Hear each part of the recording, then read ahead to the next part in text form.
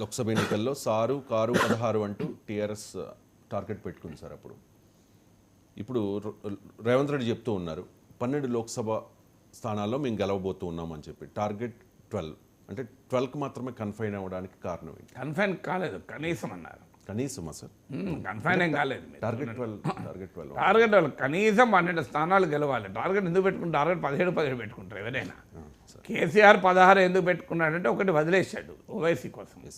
ఎందుకంటే ఓవైసీని టార్గెట్ పెట్టుకోలేడు కదా.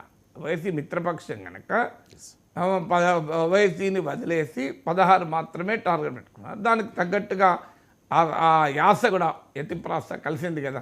Car sir 16 అనే యాస ఆ లింక్ కలిసింది, ప్రాస కలిసింది. ప్రాస కలిసింది కనుక ప్రాస కొరకు కూడా కారు సారు 16 అన్నారు. కానీ వచ్చిందండి 9 కదా.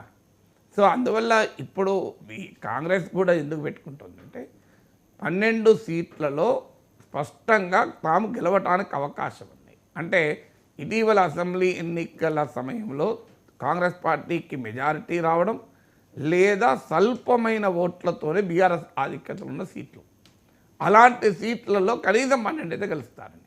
ఎందుకంటే ఒకటి కాంగ్రెసే ఆ అసెంబ్లీ నియోజకవర్గాల్లో ఉండడం. ఇప్పుడు ఉదాహరణకు బీఆర్ఎస్ 3 స్థానాల్లో మాత్రమే మంచి మెజారిటీతో వచ్చింది.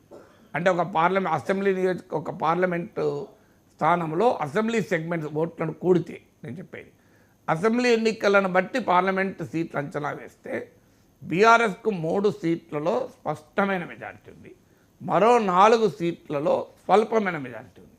ఈ స్వల్పమైన మెజారిటీని కూడా గెలుచుకోగలుగుతుంది కాంగ్రెస్, ఎందుకంటే అధికారంలోకి వచ్చింది కదా అని వాళ్ళ అంచనా.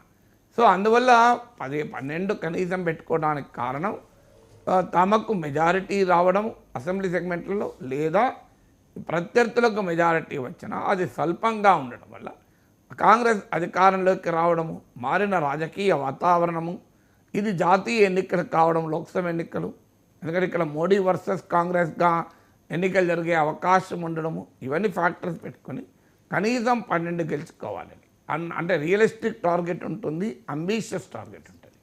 సో అంబీషియస్ టార్గెట్ 17 ఉంటుంది, రియలిస్టిక్ టార్గెట్ 12 ఉంటుంది. కేవలం నువ్వు అంబీషియస్ టార్గెట్ పెట్టుకునే పని చేస్తే ఏమవుతుందంటే చివరకు 17 కాదు 1+7 8 కూడా మిగలవు. అందువల్ల ఎప్పుడు కూడా రియలిస్టిక్ టార్గెట్ పెట్టుకుంటారు. అంటే ఇది అంబీషియస్. రియలిస్టిక్ ఏంటంటే తప్పనిసరిగా గెలవాలి అని. ఇప్పుడు 3 సీట్లు లాస్ట్ టైం, ఈసారి 12 వస్తే మామూలు విషయం కాదు కదా. నిజంగా 12 తెచ్చుకోగలిగితే కాంగ్రెస్ ఇదో అతిపెద్ద విజయం అవుతుంది. సో అందువల్ల ఆ రకంగా 12 టార్గెట్ పెట్టుకుంటారు తప్ప 17 రాకూడదని ఎవరు అనుకుంటారు? Right sir. ఇక తమిళనాడు డిప్యూటీ సీఎంగా ఉదయనిధికి అవకాశం ఇస్తారనే ప్రచారం జరుగుతోంది సార్.